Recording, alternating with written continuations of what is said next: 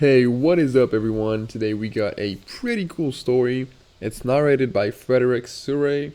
So get cozy, enjoy it, and watch it till the end, guys. In the grim darkness of the far future, there is a singular figure around whom the fate of all humanity revolves. A being so ancient that his birth predates recorded history itself. A consciousness so vast that it spans the entire galaxy, battling horrors beyond human comprehension in realms where reality itself breaks down. A ruler who sits entombed upon a throne of gold, neither truly alive nor mercifully dead, sustained by the sacrifice of thousands of souls each day. This is the Emperor of mankind, and his story is one of ambition, tragedy, and eternal sacrifice that has shaped 10,000 years of human history and will determine whether our species survives or falls into extinction. But who was he, really? Where did he come from? What drove him to take on the impossible burden of guiding humanity through the darkest age it has ever known? Tonight, we journey through the complete history of the most enigmatic and powerful being in the Warhammer 40,000 universe, from his mysterious origins in prehistoric times to his current state as the undying God Emperor of a million worlds. Settle in, because this is a tale that spans 40,000 years and the breadth of the galaxy itself. The birth of a legend. Our story begins not in the far future, but in the distant past, in an age when humanity was still young and the world was a place of darkness and superstition. It was the 8th millennium before Christ, a time when the first great civilizations were only beginning to take shape in the fertile valleys of ancient Mesopotamia. The land that would one day be called Anatolia, in what is now modern Turkey, was home to scattered tribes and primitive villages. Among these simple farming communities along the banks of the Sakarya River lived a family that would change the course of human history forever, though they could never have known it. According to one of the few accounts of the emperor's origin that has survived through the ages, he was born as a mortal, child to mortal parents in a Proto-Hittite village. But from the very beginning, he was different. Even as a young boy, he possessed gifts that set him apart from his peers, abilities that would not be understood for thousands of years to come. He was what we would now call a psyker, a human born with the capacity to touch and manipulate the roiling energies of the warp, that nightmare realm that exists beneath and beyond our own reality. But there is another story, one that goes deeper into the mystery of his birth. This tale speaks of a desperate sacrifice made in the long ages before civilization, when humanity was still finding its way in a world filled with dangers both physical and spiritual. In those ancient times, there existed individuals among our ancestors who possessed special gifts, men and women known as shamans. These shamans were humanity's first psykers, individuals who could perceive the invisible currents of the warp and use their powers to heal, to guide, and to protect their tribes. For countless generations, these shamans had served as the wise guardians of humanity's early development. When they died, their souls would travel through the warp and eventually reincarnate into new bodies, their accumulated wisdom and power preserved and passed on through endless cycles of death and rebirth. But as humanity grew in number and complexity, as our emotions became richer and our conflicts more intense, something terrible began to happen in the warp. The churning sea of psychic energy that made up that realm began to coalesce into distinct forms, entities that fed upon human emotion and grew stronger with every passing generation.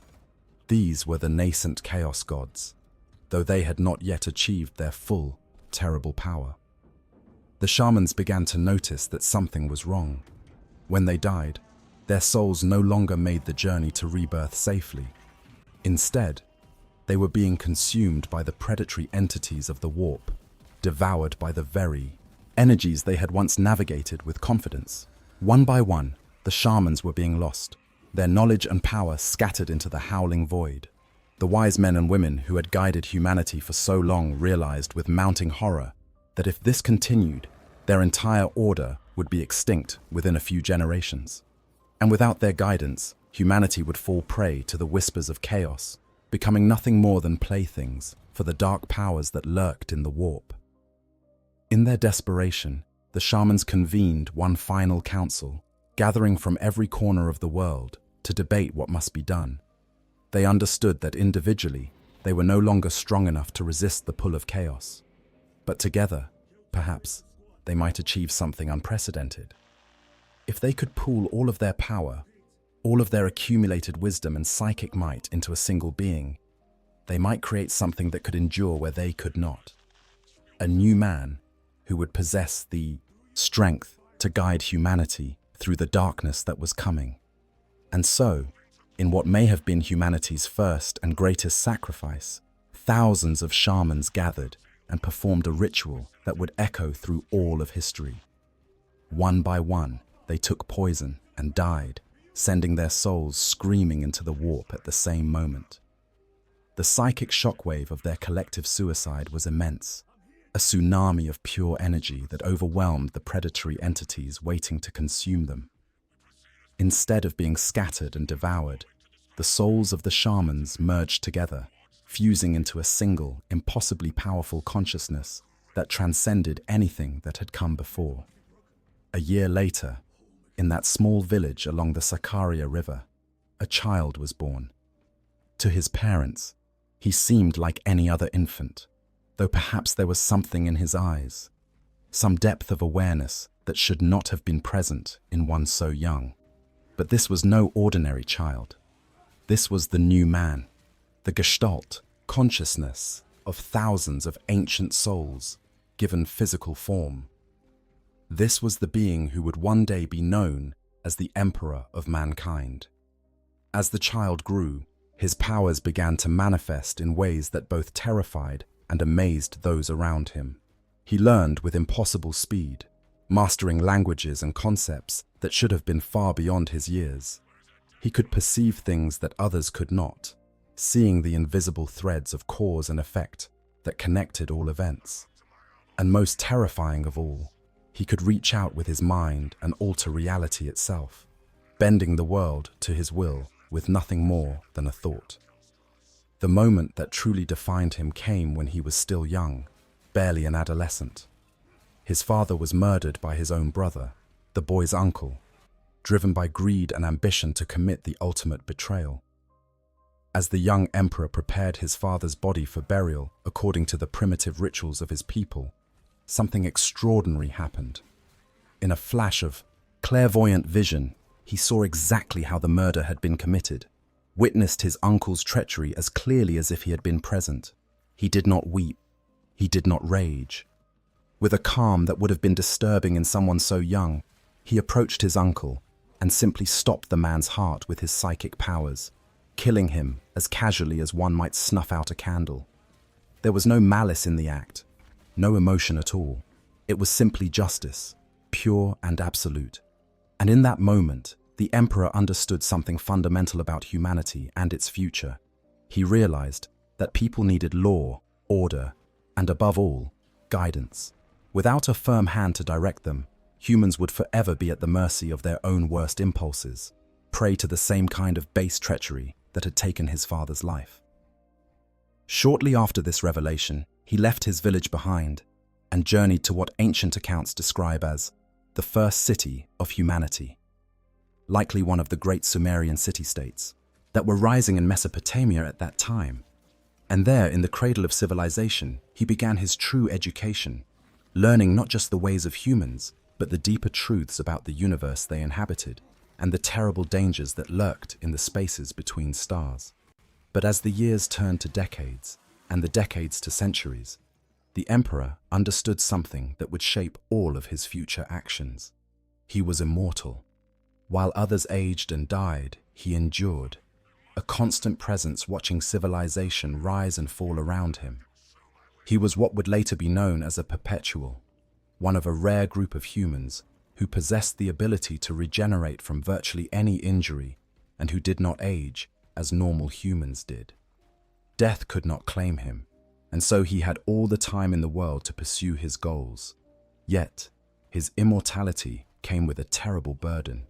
He would watch everyone he knew grow old and die while he remained unchanged. He would see empires rise to glory and crumble into dust. And with each passing century, his psychic powers grew stronger, allowing him to perceive not just the present, but glimpses of possible futures. And what he saw filled him with a determination that would never waver.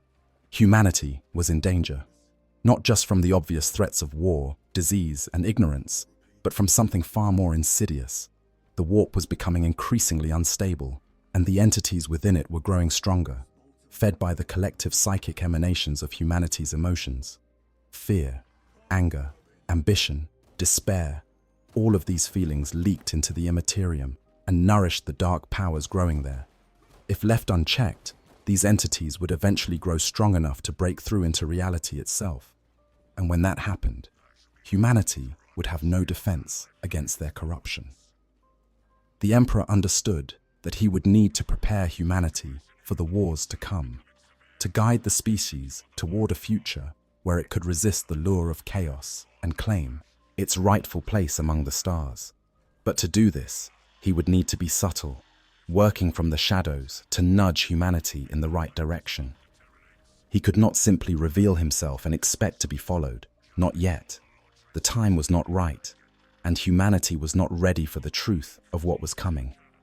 And so began a vigil that would last for thousands of years, as the Emperor walked among humanity as a silent guardian, wearing countless faces and playing countless roles in the great drama of human history. The Hidden Guardian. For millennia beyond counting, the Emperor moved through human civilization like a ghost, never staying in one place for long, never revealing his true nature or the full extent of his powers. He took on many identities, sometimes male, sometimes female, sometimes appearing as a great conqueror who would unite warring tribes under a single banner, other times as a humble teacher who would introduce new concepts and technologies that would advance human knowledge by leaps and bounds. Ancient legends and historical accounts are filled with hints of his presence, though scholars who study these stories cannot know the truth of what they are reading.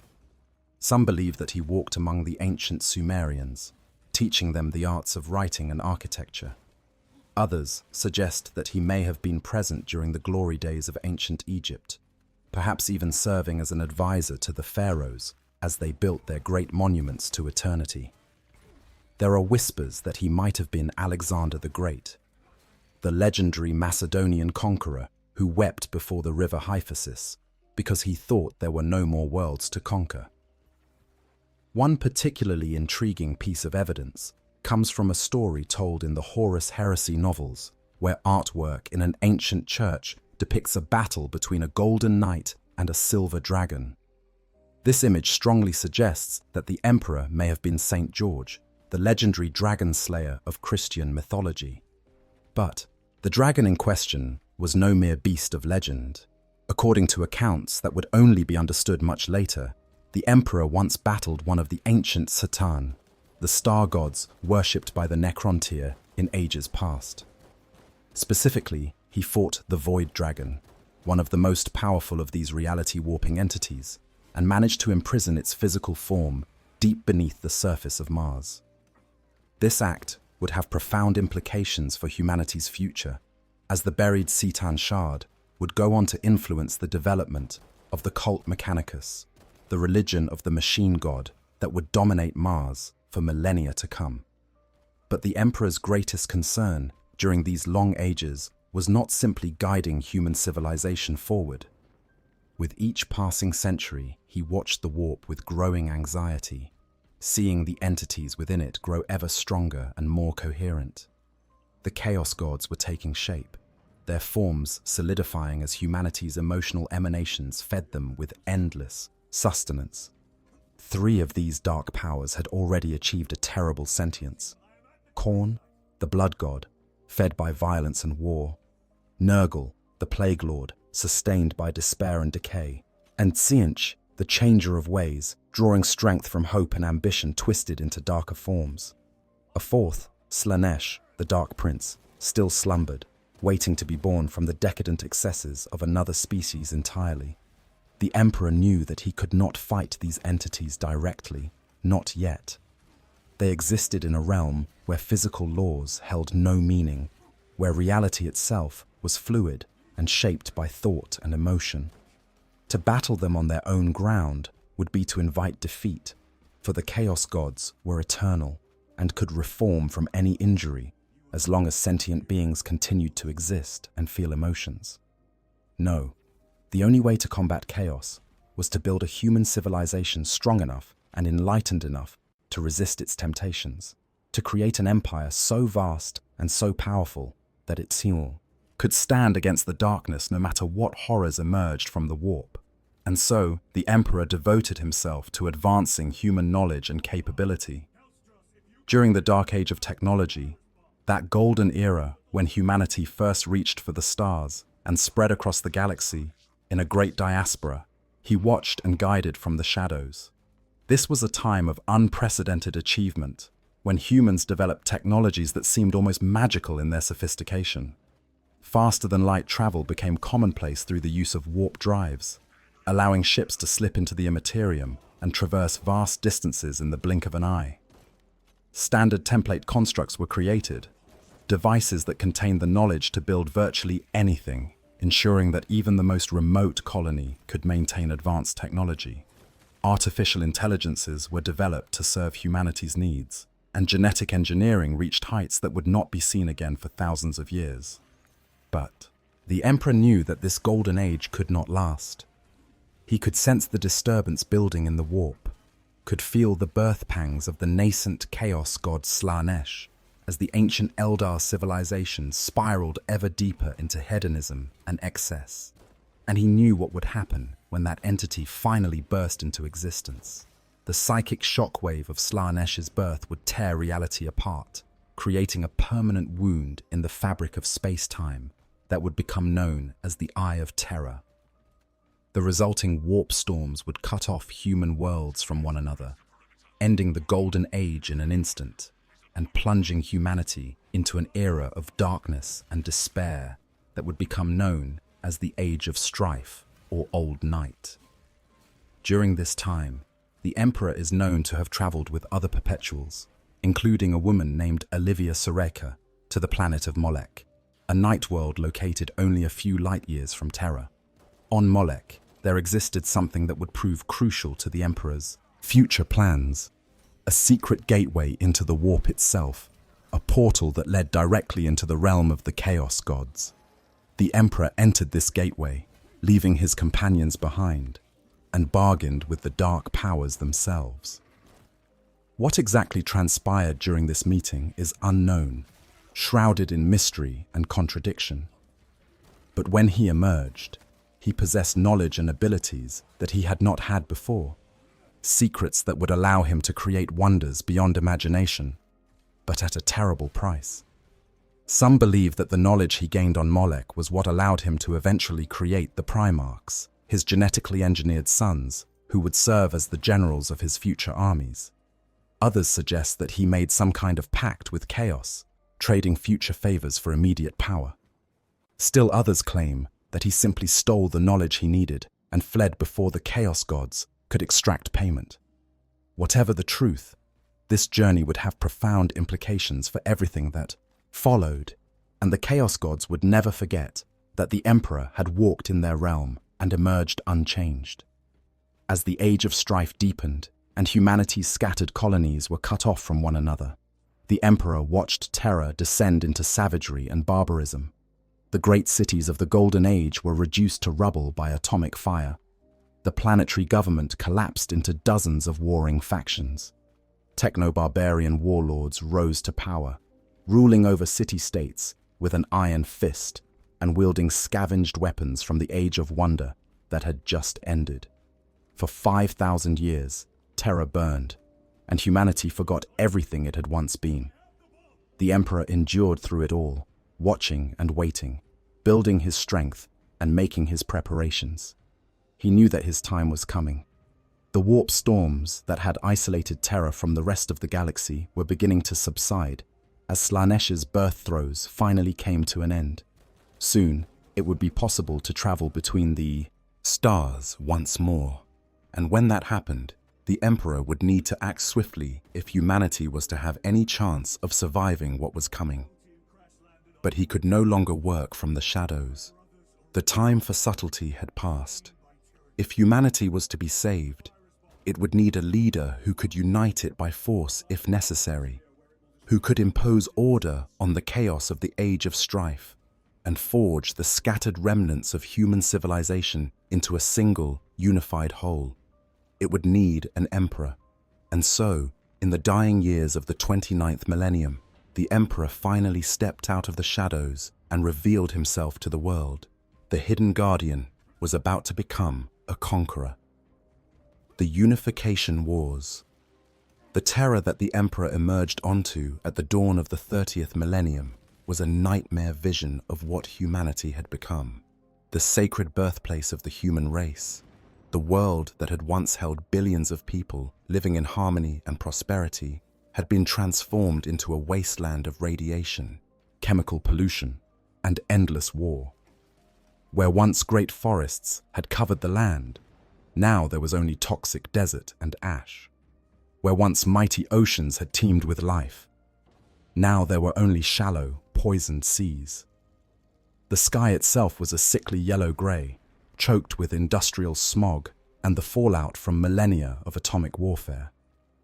Scattered across this blasted landscape were the remains of humanity's once great civilization. Massive hive cities, some still partially functional, towered above the wasteland like the bones of ancient giants. In these fortress metropolises, billions of humans clung to existence, ruled over by techno-barbarian warlords who had scavenged the weapons of the dark age of technology and used them to carve out kingdoms from the ruins.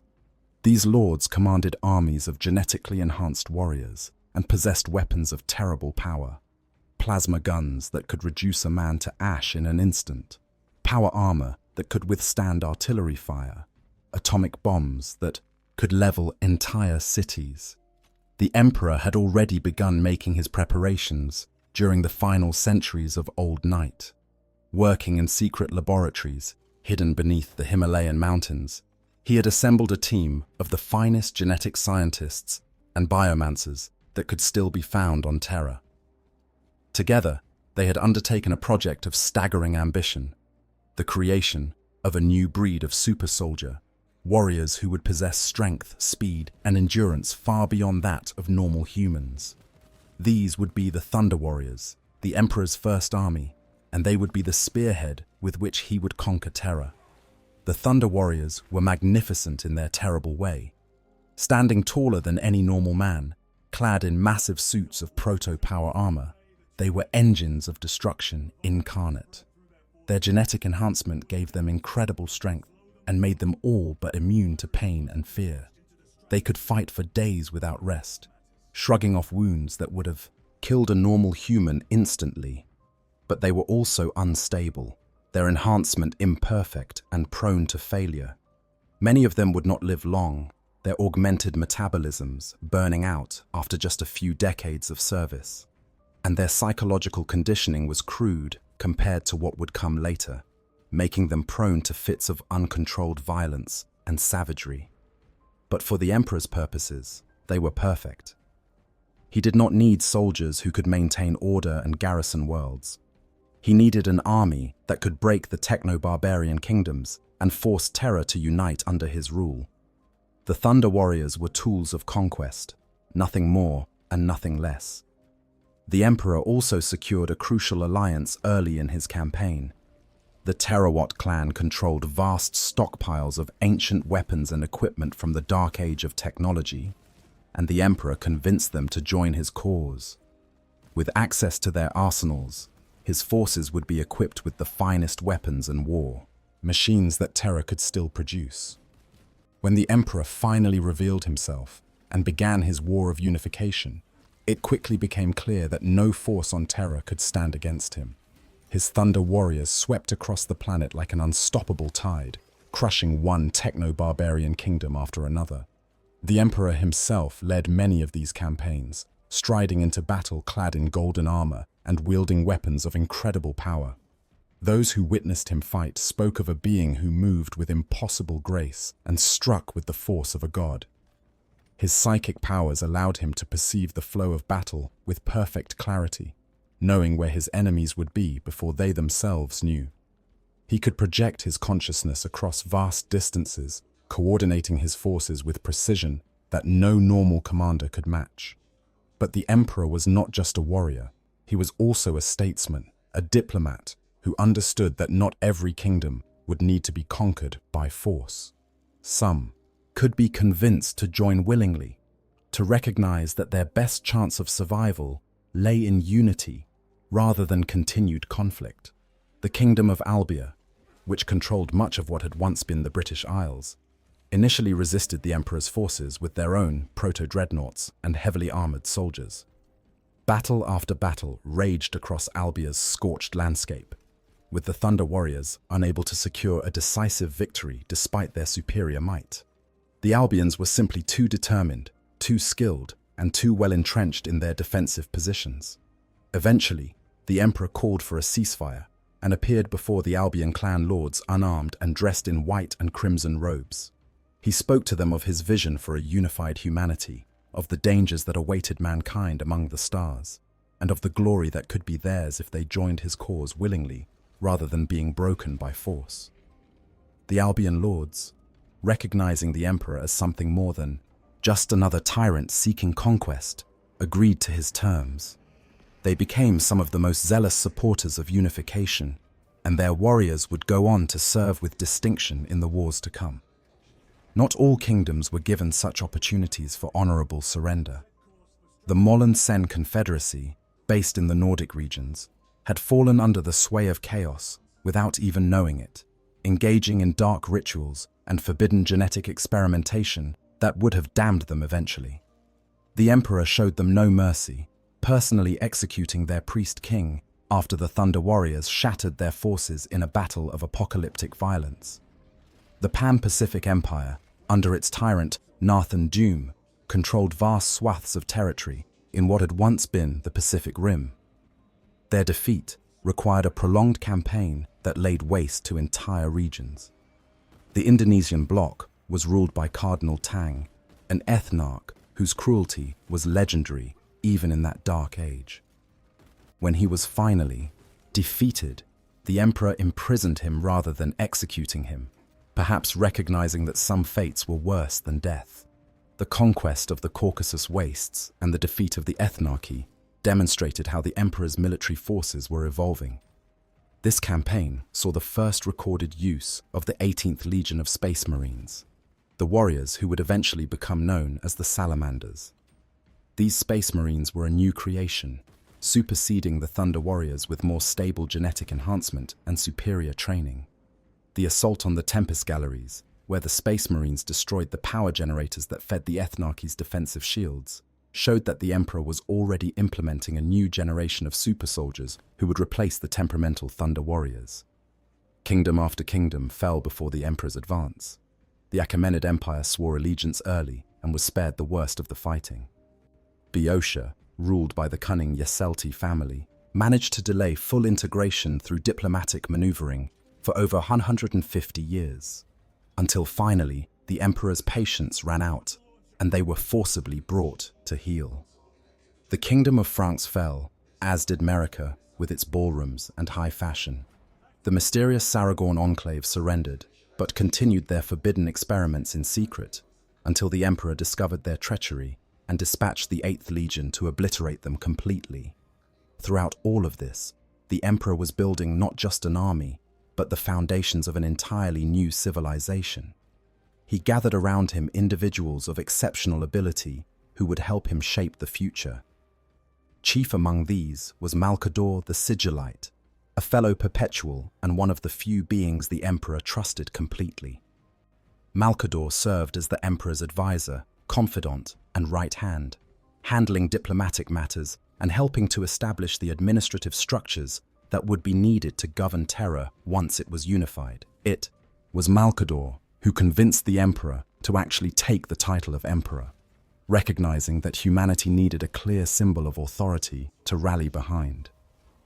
The Emperor also began forming the Adeptus Custodes, his personal guard. Unlike the Thunder Warriors or the Space Marines, the Custodes were not mass-produced soldiers, but individually crafted works of art.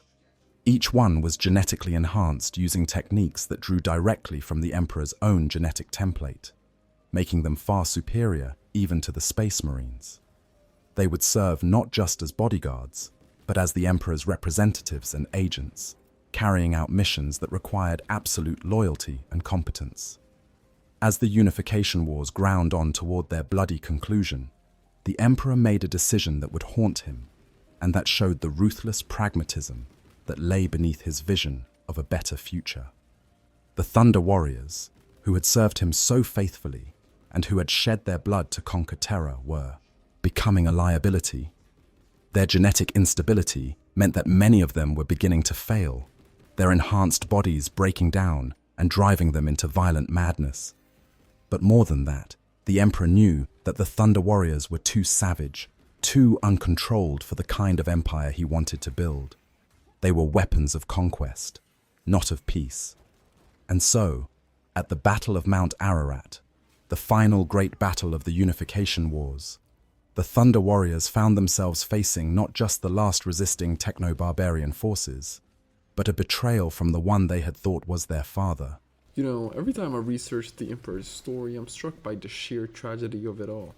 Here's a being who spent literally thousands of years trying to save humanity, who sacrificed everything for this grand vision of rational, enlightened future. And in the end, what does he get? He's trapped in a decaying corpse on a golden chair, worshipped as the very thing he fought against, a god. The irony is almost painful. He wanted to free humanity from superstition, and instead became the center of the largest religious cult in the galaxy. Sometimes I wonder if those rare moments of clarity on the throne, he looks at what the Imperium has become and thinks, this is exactly what I was trying to prevent. Anyways, let's get back to the story. The Adeptus Custodes, acting on the Emperor's orders, turned on the Thunder Warriors and slaughtered them almost to the last man. Those few who survived were left to wander in the wastelands, ghosts of a bygone age, while the Emperor moved forward with his Space Marines as the new foundation of his military might. The betrayal of the Thunder Warriors was a dark moment, a reminder that the Emperor was willing to sacrifice anyone and anything for his vision of humanity's future. But to the Emperor, it was simply necessity. The greater good required that uncomfortable decisions be made, and he would not shy away from that responsibility, no matter how heavy the burden. With Terra finally united under his rule in the year 798 of the 30th Millennium, the Emperor could begin the next phase of his grand plan.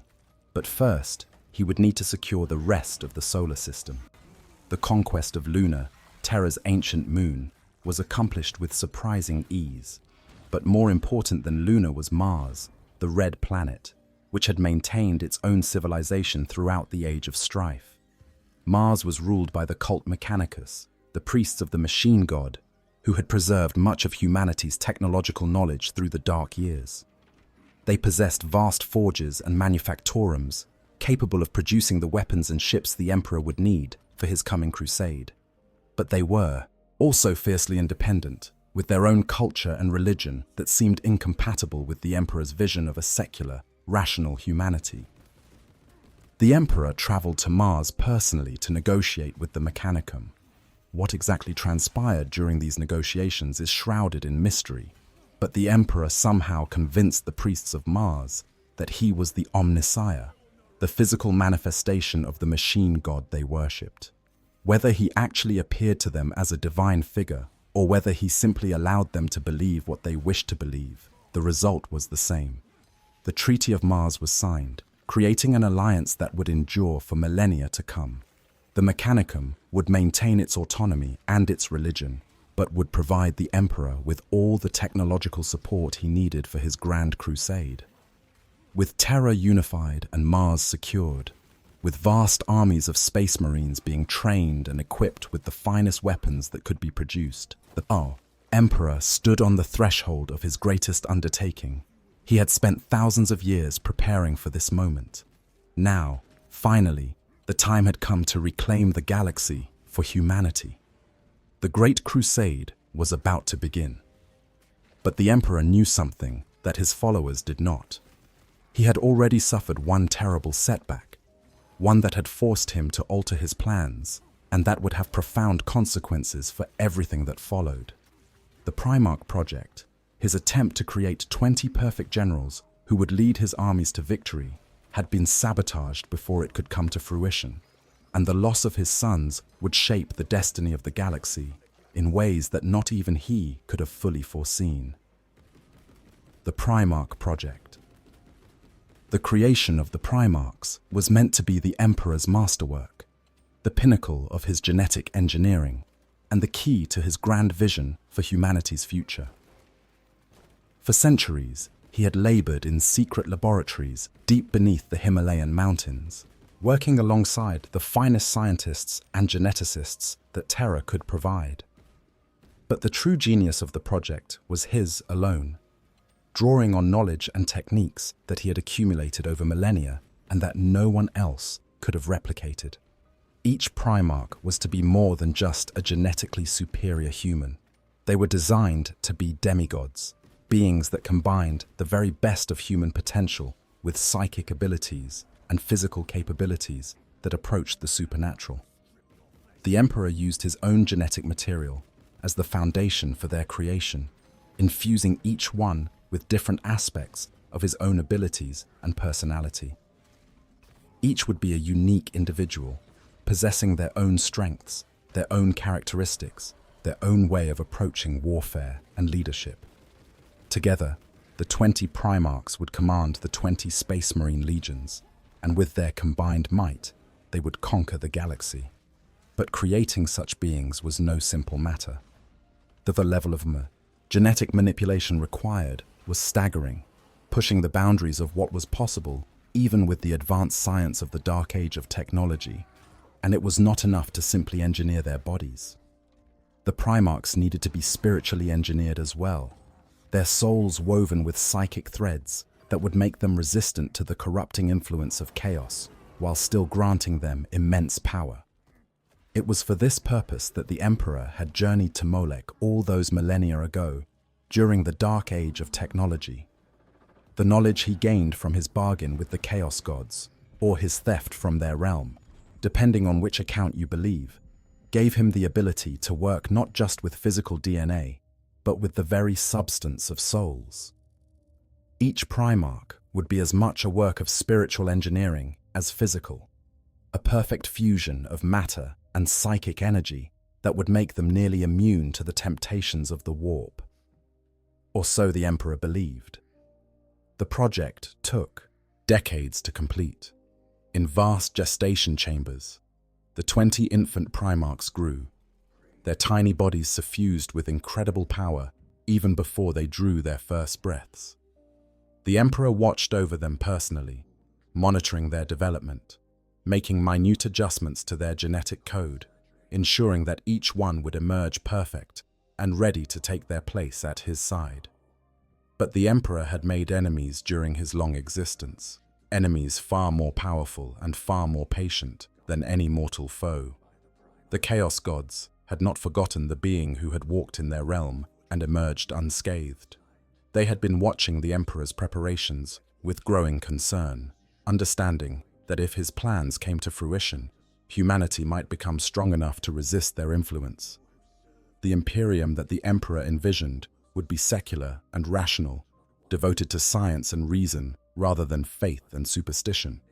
Such a civilization would starve the Chaos Gods of the worship and emotional energy they needed to maintain their power.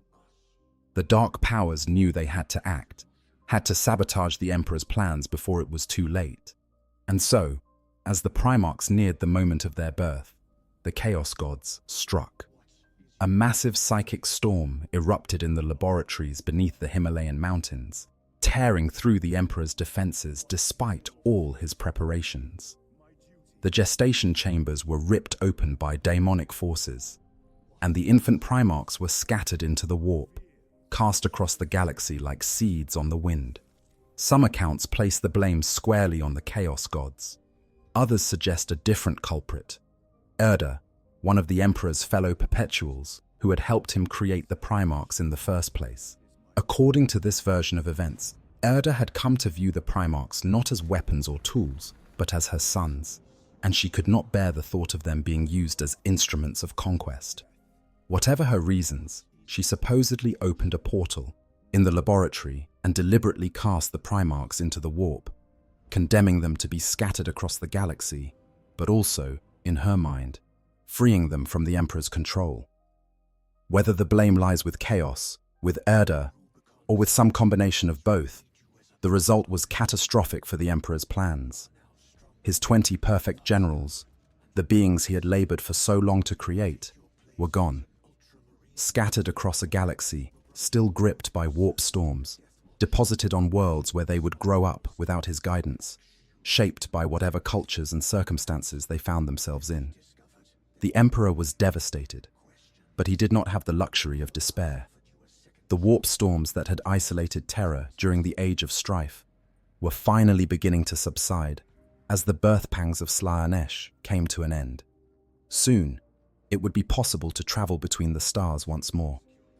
Humanity's scattered colonies had been isolated for thousands of years, left to fend for themselves against Xenos, predators, and the horrors of the warp.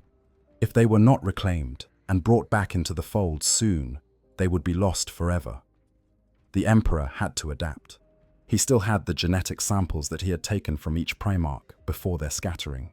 These samples could be used to create a lesser version of his perfect warriors, soldiers who would possess some of the Primarch's abilities, but in diluted form.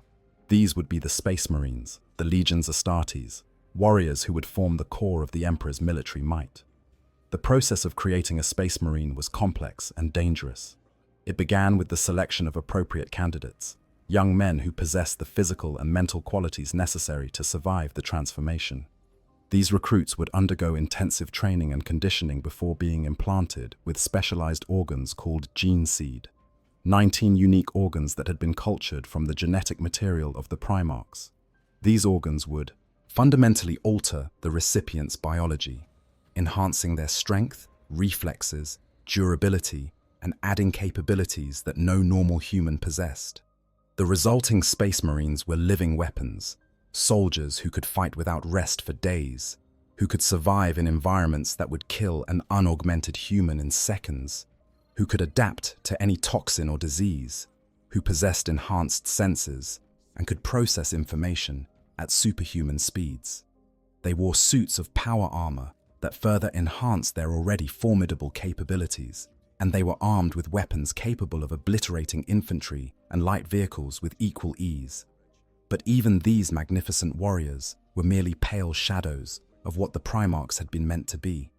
Each Space Marine Legion was created from the gene seed of a specific Primarch, and while they inherited some of their gene father's characteristics, they lacked the full magnitude of the Primarch's power and personality. They were excellent soldiers, perhaps the finest warriors humanity had ever produced, but they were not the demigod generals that the Emperor had envisioned. Still, they would have to suffice. The Emperor created 20 legions, each consisting of tens of thousands of Space Marines, and began preparing for the Great Crusade. Terra's forges worked ceaselessly to equip them with weapons, armor, and war machines.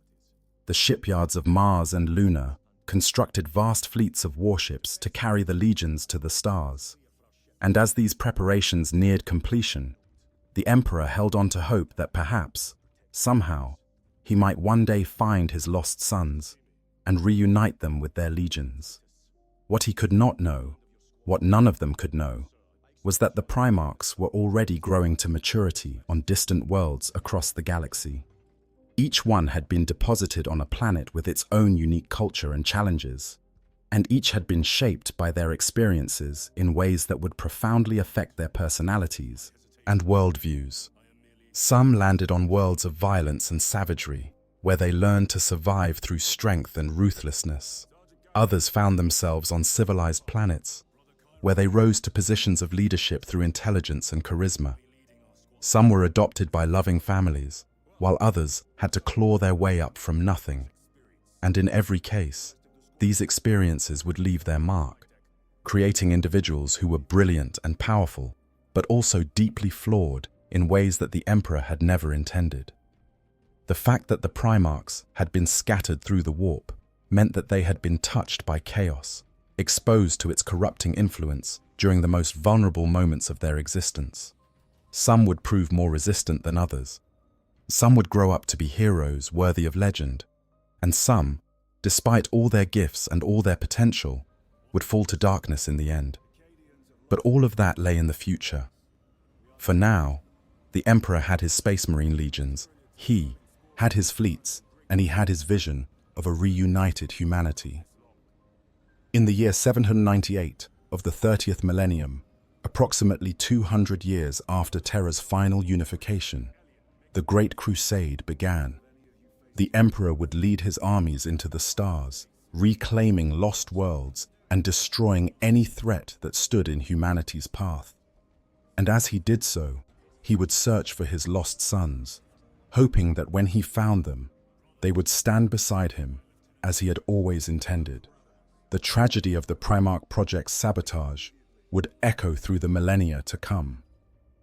Had the Primarchs been raised on Terra under the Emperor's direct guidance, trained from birth to fulfill their intended roles, perhaps things would have unfolded differently. Perhaps the Horus heresy would never have occurred. Perhaps the Emperor would not have ended up entombed upon the Golden Throne, barely alive and unable to guide the Imperium directly. But history cannot be changed, and the Emperor would have to live with the consequences of that ancient sabotage for the rest of his existence. The scattering of the Primarchs was not just a setback to his plans. It was the planting of seeds that would one day tear the galaxy apart in the most devastating civil war humanity had ever known. The Great Crusade. When the fleets of the newborn Imperium finally ventured out from the solar system into the broader galaxy, they found a vista of both wonder and horror. Humanity had spread far and wide during the Dark Age of technology, establishing colonies on thousands of worlds across the breadth of the Milky Way. But the Age of Strife had hit these colonies hard, cutting them off from one another and from Terra itself. Many had regressed technologically, their people forgetting the advanced sciences that had allowed their ancestors to travel between the stars. Others had managed to maintain some level of civilization, building new cultures and nations on their isolated worlds. But humanity was not alone in the galaxy, and the Age of Strife had made mankind's scattered children vulnerable to predators they had once been strong enough to resist. Alien species had descended upon human worlds, enslaving entire populations or simply exterminating them for sport or resource acquisition. The green-skinned war-cry bellowing species had established countless warbands that raided human settlements with impunity. The ancient Eldar, in their final decadent twilight before the birth of Slanesh, had kidnapped humans by the thousands for use in their dark rituals. Other, stranger Xenos races had claimed human worlds as their own, viewing humanity as nothing more than primitive animals to be controlled or destroyed. And worst of all, there were worlds where chaos had taken root during the isolation of Old Night. Human populations that had turned to forbidden practices out of desperation or madness, or that had been corrupted by the whispers of demons echoing through the warp. These worlds would need to be cleansed entirely, their populations destroyed to prevent the spread of chaos corruption. The Emperor understood that this would be a war unlike any humanity had fought before. It would not be a war of conquest for resources or territory, though those would certainly be gained. It would be a war for survival, a race against time to gather humanity's strength before the forces of chaos grew too powerful to resist. Every day that passed saw more psykers being born among the human populations scattered across the galaxy, and every untrained psyker was a potential gateway for demonic incursion. The Emperor needed to establish control over humanity as quickly as possible, to bring all human worlds under a single government that could protect them from the predations of chaos and Xenos alike. But the Great Crusade was about more than just military conquest. The Emperor had a vision for humanity's future. a vision that went beyond simply ruling over a galactic empire. He wanted to elevate the human race, to push humanity to its full potential and guide it toward an evolutionary leap that would make the species immune to the corrupting influence of chaos. To achieve this, he believed that superstition and faith had to be eliminated entirely. This was the foundation of what became known as the imperial truth. The emperor declared that there were no gods, no supernatural forces, only material reality and the laws of nature. Magic was simply science that was not yet understood. The entities that lurked in the warp were not demons, but simply alien consciousnesses that existed in a different realm. By embracing rationality and rejecting faith, by building a civilization based on science and reason, humanity could protect itself from chaos. If people stopped believing in gods and demons, if they stopped performing rituals and making offerings to entities in the warp, then those entities would be starved of the psychic energy they needed to maintain their power. It was, in many ways, a brilliant strategy, one that might have worked if it had been implemented correctly. But it was also fundamentally flawed in ways that the emperor, for all his wisdom, did not fully understand. Belief and faith were deeply ingrained in human psychology, responses to the fundamental uncertainties of existence that could not simply be reasoned away. And by forbidding worship of the chaos gods, while simultaneously presenting himself as an enlightened leader rather than a divine figure, the emperor inadvertently set the stage for an even more dangerous form of faith to emerge: the worship of himself as a god. But these concerns lay in the future. For now, the Great Crusade moved forward with a momentum that seemed unstoppable. The emperor divided his forces into multiple expeditionary fleets, each consisting of Space Marine legions, elements of the Imperial Army, Titan legions from Mars, and support from the Sisters of Silence and other specialized forces. These fleets spread out across the galaxy, following different vectors of advance and conquering world after world in the Emperor's name. The Emperor himself led several of these early campaigns, and those who witnessed him in battle spoke of a being who transcended mere mortality. Clad in golden armor that shone with its own inner light, wielding weapons forged with technologies that had been lost for millennia, he was a sight to inspire awe in friend and terror in foe.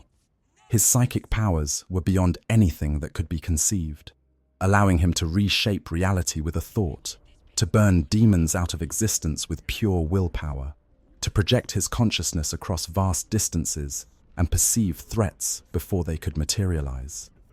But even more impressive than his combat prowess was his strategic genius.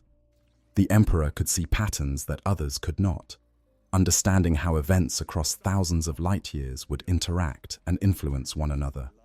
He knew when to press an attack and when to withdraw. He knew which worlds were critical to control and which could be bypassed for later conquest. And most importantly, he had not forgotten his missing sons. Throughout the crusade, he constantly searched for any sign of the Primarchs, using his psychic abilities to scan the galaxy for their unique signatures. And one by one, he found them. The first to be recovered, according to most accounts, was Horus Lupercal, who had landed on the hive world of Thonia, not far from Terra itself. Horus had risen to become a gang leader in the brutal underworld of Thonia's hives before the Emperor found him. The reunion was joyous, and Horus quickly proved himself to be everything the Emperor had hoped for. Charismatic, intelligent, a natural leader, and brilliant tactician, Horus became the Emperor's favorite son, the one he trusted above all others.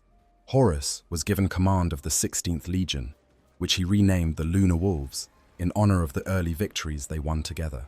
Over the next decades, more Primarchs were recovered.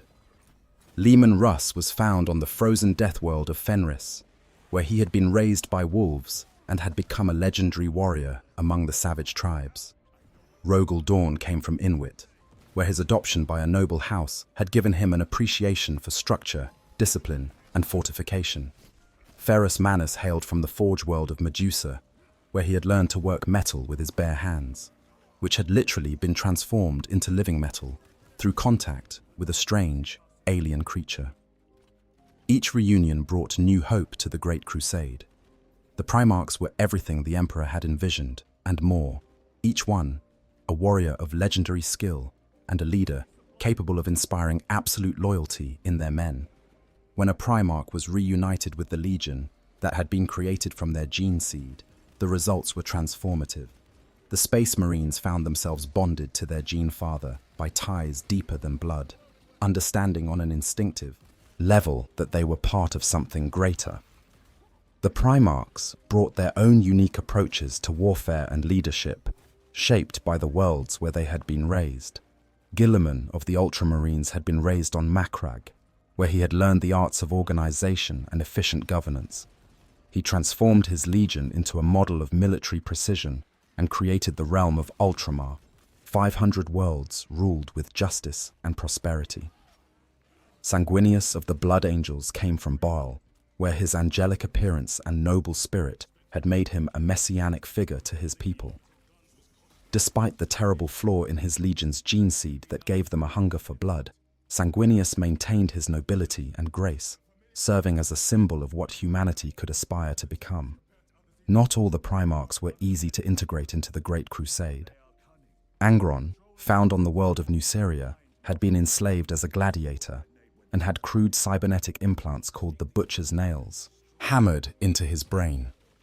These implants, which killed him with pain unless he was engaged in violence, had turned Angron into a monster of rage and bloodlust. The Emperor attempted to remove the nails, but found that doing so would kill Angron, and so he reluctantly allowed his son to remain in that tortured state. Angron would never forgive him for this, and the World Eaters' Legion that Angron commanded would become increasingly savage and uncontrollable, as they, too, had the Butcher's Nails implanted at their Primarch's command. Conrad Kersey, found on the nightmare world of Nostramo, had grown up in darkness and crime, and his methods of maintaining order through terror and fear disturbed even his brother Primarchs. Magnus the Red, discovered on the world of Prospero, had delved deep into the study of psychic powers and sorcery, walking a dangerous path that the Emperor viewed with growing concern. But despite these troubling cases, the Great Crusade seemed to be succeeding beyond all expectations. World after world was brought into compliance with the Imperium. The Space Marine legions grew in power and skill, their legends spreading across the galaxy. Human civilization was being rebuilt, this time with terror at its center, and the Emperor's vision guiding its development. The Mechanicum forges of Mars produced weapons and war machines in ever-increasing numbers. The Administratum was established to manage the governance of thousands of worlds, and through it all, the Emperor's authority was absolute, his word law across 1,000,000 worlds. The high point of the Great Crusade came with the Ullanor Crusade, a massive military campaign against the largest concentration of greenskin forces that had been encountered up to that point. The world of Ullanor had become the capital of a vast empire ruled by a particularly powerful warlord, whose forces threatened to overrun dozens of imperial worlds. The Emperor gathered several of his legions and led them in a campaign of utter annihilation, crushing the greenskin forces and personally slaying their leader. The victory at Ullanor was celebrated with a triumph, the likes of which the galaxy had not seen since the days of ancient Rome. The Primarchs gathered on Ullanor to witness their father's pronouncement, and what he said shocked them all. The Emperor declared that the Great Crusade had largely achieved its goals. The majority of human-settled space had been brought into compliance. The time had come for him to return to Terra and oversee the next phase of his plans. And most significantly, he named Horus as War Master, giving him supreme command over all the Imperial military forces. Horus would continue the crusade in the Emperor's absence, with full authority to command his brother Primarchs and direct the conquest of the remaining Xenos and human holdouts in the galaxy. This announcement had profound effects on the Primarchs and their legions. Some, like Guilliman and Dawn, accepted the Emperor's decision with grace and pledged their loyalty to Horus. Others, like Mortarion and Perturabo, felt slighted that they had not been chosen for such an honor, despite their own contributions to the crusade. And all of them wondered what was so important that the emperor would withdraw from active leadership of the crusade at such a critical moment. The truth was something that the emperor shared with almost no one. He had a project of such importance that it dwarfed even the Great Crusade itself, a plan that, if successful, would ensure humanity's dominance for all time and protect the species from the predations of chaos forever. Deep beneath the imperial palace on Terra, work had already begun on what would become known as the Webway Project, and it would require the emperor's full attention for years to come. But in leaving the day-to-day management of the crusade to Horus and withdrawing to Terra, the emperor made what may have been his greatest mistake. The distance that grew between him and his sons, both physical and emotional, would create cracks in the foundation of his Imperium. These cracks would widen as time passed, filled with resentment, doubt, and the whispered promises of the dark powers that waited in the warp. The Great Crusade had conquered the galaxy, but the hardest battles were yet to come, and they would not be fought against Xenos or human rebels. They would be fought between brothers, between sons of the same father, in a civil war that would shake the very foundations of reality itself. The Webway Project. To understand what drove the Emperor to withdraw from the Great Crusade at its height, to comprehend the magnitude of what he was attempting beneath the Imperial Palace, one must first understand the fundamental problem that had plagued humanity since it first ventured into the stars: the necessity of warp travel and its terrible dangers. Since the age of interstellar colonization, human ships had traveled between the stars by easy, entering a realm known variously as the Warp, the Imperium, or the Sea of Souls. This dimension existed parallel to real space, but operated under entirely different laws. Time and distance had no fixed meaning there. A journey that should take years could be completed in days, or sometimes a ship that thought it had traveled for weeks would emerge into real space to find that centuries had passed. But the warp was more than just a convenient shortcut for faster-than-light travel. It was a realm of pure psychic energy, shaped by the thoughts and emotions of sentient beings throughout the galaxy. And it was home to entities that fed on those emotions, creatures that could be called demons, though the Emperor preferred to think of them simply as dangerous, predatory consciousnesses.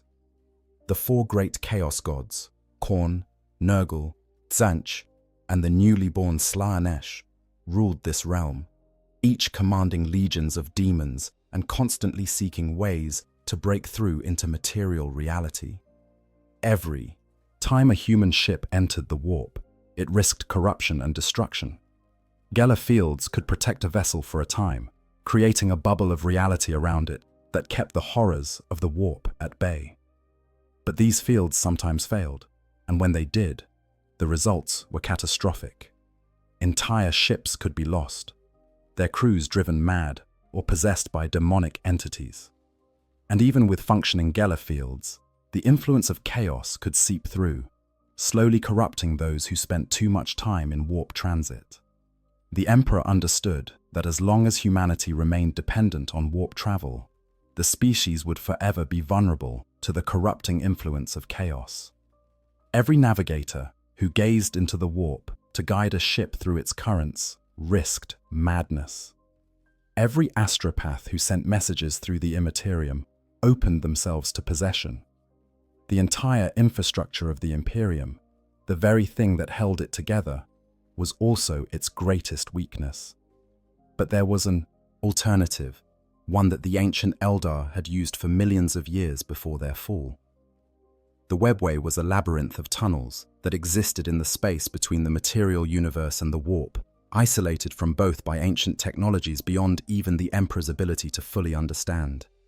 The Eldar could travel through these tunnels almost instantaneously, moving between distant stars without ever exposing themselves to the dangers of the warp proper.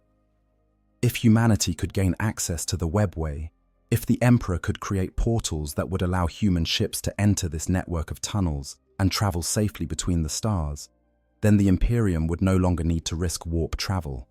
Humanity could expand across the galaxy without fear of demonic corruption. The species could evolve and advance without the constant threat of chaos dragging it back into barbarism. It was the key to everything the Emperor had worked for across thousands of years. And so, he had set himself to the task of creating a gateway into the webway, a portal that would be anchored on terror, and that would, eventually, allow the construction of a human-built extension to the ancient Eldar network.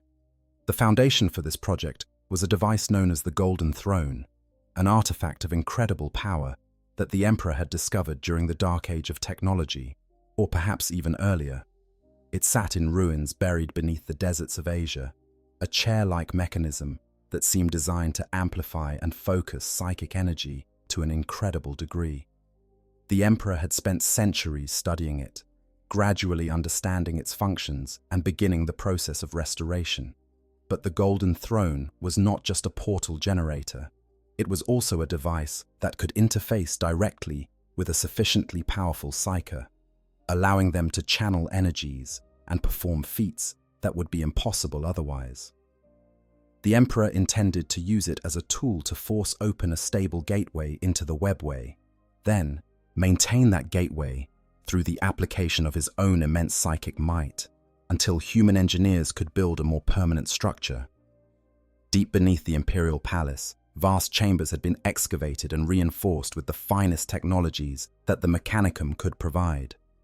The Golden Throne was installed at the center of this complex, suspended over massive doors that, when opened, would lead directly into the webway itself. Thousands of tech priests and engineers worked ceaselessly to prepare the device and the surrounding infrastructure. The Adeptus Custodes stood guard over every entrance, ensuring that no unauthorized persons could approach the worksite. And in the heart of this great project, the Emperor himself labored, using powers and techniques that no one else could comprehend. He worked to repair the ancient mechanisms of the Golden Throne, to enhance its capabilities and adapt it for human use.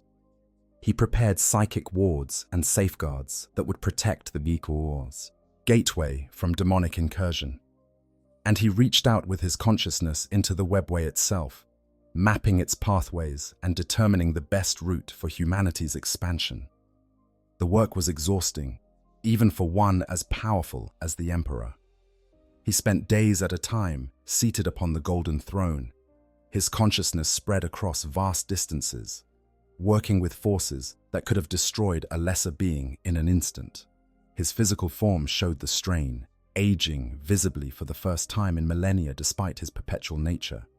But he pressed on, knowing that the prize was worth any cost. What the Emperor did not tell his sons, did not share with anyone except perhaps Malkador, was that the Webway project represented something even greater than he had let on. It was not just about safe travel. It was about the next stage of human evolution. The Emperor envisioned a time when humanity would no longer produce psykers at random, when psychic abilities would become standardized and controlled, when every human would possess some degree of psychic power but would be trained from birth to use it safely.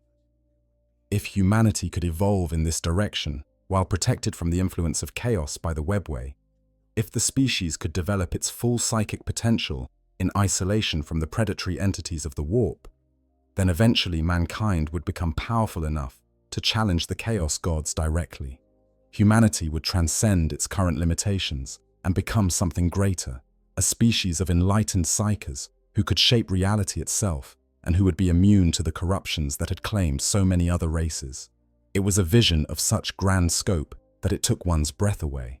And it was a vision that came terrifyingly close to success before it was destroyed by a single, well-intentioned warning from a son who did not understand what he was doing. The fall into darkness. The disaster that would doom the Webway project and ultimately lead to the Emperor's internment upon the Golden Throne began with the best of intentions. Magnus the Red, Primarch of the Thousand Suns, Legion, and the most powerful psyker among the Emperor's sons, had long been troubled by something he sensed in the currents of the warp. He had studied sorcery and psychic arts more deeply than any of his brothers, believing that knowledge was the key to controlling such powers safely. Despite the Emperor's warnings about the dangers of delving too deeply into the warp, Magnus had always believed that he could handle whatever threats he encountered. He had made pacts with entities in the Imperium, beings he thought he could control and use for his own purposes. And in his arrogance, he had not realized that he was being used, manipulated by the Chaos God Sench for purposes far darker than Magnus could have imagined. When Magnus discovered that Horus, the beloved War Master and the Emperor's favorite son, had been corrupted by chaos and was planning a rebellion against the Emperor, he was horrified. This was information that had to be delivered to Terra immediately, before Horus could put his plans into motion. But the conventional means of communication, sending messages through the Astronomicon or dispatching courier ships, would take too long. By the time the warning reached Terra, it might be too late. And so Magnus decided to use his psychic powers to contact the Emperor directly, to send a telepathic warning across thousands of light years that would arrive instantly. He gathered his most powerful thousand-sun sorcerers and, together, they worked a ritual of immense power, reaching out across the galaxy toward Terra with their combined might. What Magnus did not know, what the Emperor had deliberately kept secret from all his sons, was that he was deep in the most delicate phase of the Webway project. The Emperor was seated upon the golden throne, his consciousness spread across multiple dimensions simultaneously, his powers focused on maintaining the incredibly fragile psychic wards that protected the nascent portal into the Webway. These wards were designed to keep demons out, to prevent any intrusion from the warp that might compromise the project. Magnus's psychic sending was like a battering ram of pure energy crashing through these wards. Despite all his power, despite all his learning, Magnus had not even perceived their existence, so subtle and complex was their construction. The wards shattered like glass, and in an instant, everything the Emperor had worked toward for decades was undone. The portal to the Webway, which had been carefully sealed and reinforced, suddenly gaped open, and through that breach poured demonic entities by the thousands, pouring into the human-built sections of the Webway that the Mechanicum had been constructing beneath the Imperial Palace. Tech priests who had been working on the infrastructure were torn apart by demonic claws. Servitors and workers fled screaming as reality itself began to break down around them. The Emperor, still seated upon the golden throne, immediately diverted all his power to containing the breach. He reached out with his psychic might and slammed shut every other project he had been working on, every plan he had been nurturing, focusing everything on keeping the demons from breaking through into the palace proper and from there spreading across Terra. The Adeptus Custodes and the Sisters of Silence rushed into battle, fighting a desperate rearguard action against an enemy that seemed endless. For the Emperor, it was a moment of utter catastrophe. Everything he had worked for, everything he had sacrificed, had been destroyed in an instant by his own son's well-intentioned meddling. And when Magnus's psychic message finally broke through the chaos to reach the Emperor's consciousness, telling him of Horus's treachery, it was almost too late to matter. The Emperor could not leave the Golden Throne now. If he did, if he allowed even a moment's lapse in his concentration, the demons would break through and overrun Terra. He was trapped, forced to sit upon the throne and maintain the psychic barriers that were the only thing standing between the planet and utter damnation. The war in the Webway would rage for years, the Custodes and Sisters fighting desperately to hold back an enemy that could never truly be defeated, only delayed.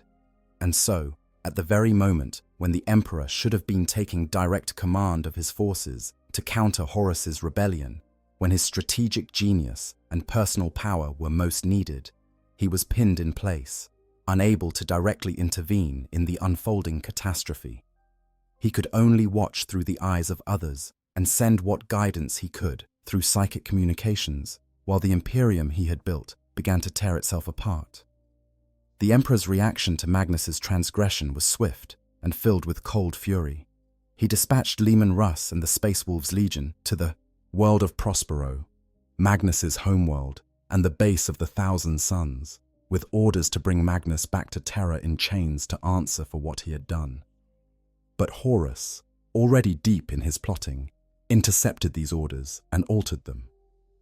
Instead of capture, the orders now read that Magnus and his legion were to be completely destroyed.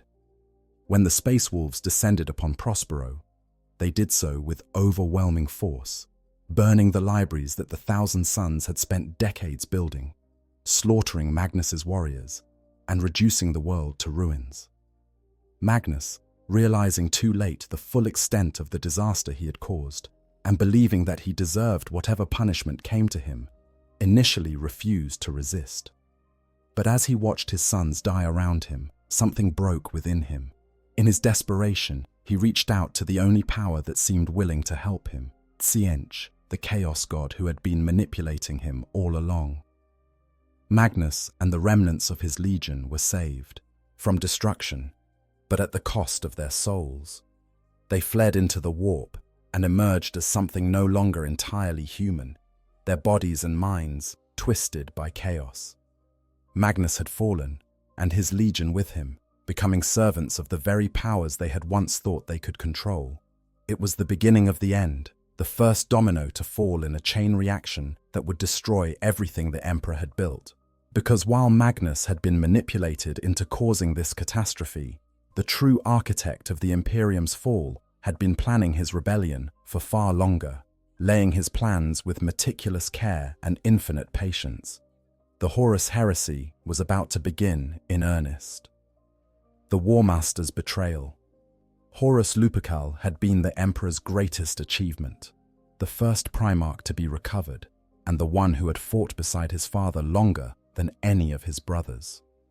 Where other Primarchs were brilliant in specific ways, excelling at particular aspects of warfare or leadership, Horus seemed to possess all their best qualities combined. He was charismatic enough to unite disparate factions, tactical enough to win the most difficult battles, diplomatic enough to bring worlds into compliance through negotiation rather than force. He was the perfect general, the perfect son, and the Emperor had shown him more affection and trust than he had shown any of his other children. But perfection, it seemed, could be fragile. The seeds of Horus's fall had been planted over years of accumulated resentments and doubts. The Emperor's withdrawal to Terra had left Horus feeling abandoned, forced to shoulder burdens that he believed his father should have helped carry. The other Primarchs, many of whom had their own issues and rivalries, looked to Horus for guidance, and the weight of their expectations grew heavier with each passing year. And always, there were the whispers in the warp, voices promising power and glory, feeding his pride and stoking his resentment. The final corruption of Horus came on the world of Davin, where he was grievously wounded in battle by a sword that had been tainted by chaos. His trusted advisor, Erebus of the Word-Bearers Legion, convinced Horus's closest companions to take the wounded War Master to a mysterious temple where he could be healed. But this temple was a trap, a place where the boundary between reality and the warp grew thin. While Horus's body lay dying, his spirit was drawn into a realm of chaos where he was shown visions designed to turn him against the Emperor. In these visions, carefully crafted by the Chaos Gods to exploit every doubt and fear that lurked in Horus's heart, he saw a future where the Emperor ruled as a god, worshipped by billions, while the Primarchs who had won him his empire were forgotten or cast aside. He saw himself and his brothers as mere tools, used and discarded once they had served their purpose. He saw a version of history where the Emperor had always planned to betray them, where everything they had fought for had been a lie. Whether these visions showed truth or falsehood is a matter that scholars still debate in the 41st millennium. Certainly, the Emperor had always been willing to sacrifice anything for his vision of humanity's future, as the fate of the Thunder Warriors had proven. And his treatment of the Primarchs, for all his outward affection, had always been somewhat cold and utilitarian. He had never fully explained his plans to them, never trusted them completely with the truth of what he was trying to accomplish. But whatever the truth might have been, Horus emerged from his visions convinced that the Emperor had always intended to cast him aside, and that if he did not act first, he and his brothers would be destroyed once they had outlived their usefulness. And so, twisted by pain and corruption, driven by pride and wounded love, Horus made his choice. He would rebel against the Emperor, and he would convince as many of his brothers as possible to join him. If he could not be the favored son of a beloved father, then he would become the destroyer of a tyrant who deserved to fall. Horus was methodical in his corruption. He knew that he would need allies among his brother primarchs if he was to have any hope of success. Some, like Lorgar of the Word Bearers, had already been corrupted by chaos and quickly joined his cause. Lorgar had long harbored resentment against the Emperor for the destruction of his perfect city of Monarchia, a place where he had established worship of the Emperor as a god. The Emperor, furious that his imperial truth was being violated, had ordered the Ultramarines to destroy the city and force the Word-Bearers to kneel in the ruins. Others were easier to corrupt because they felt marginalized or disrespected.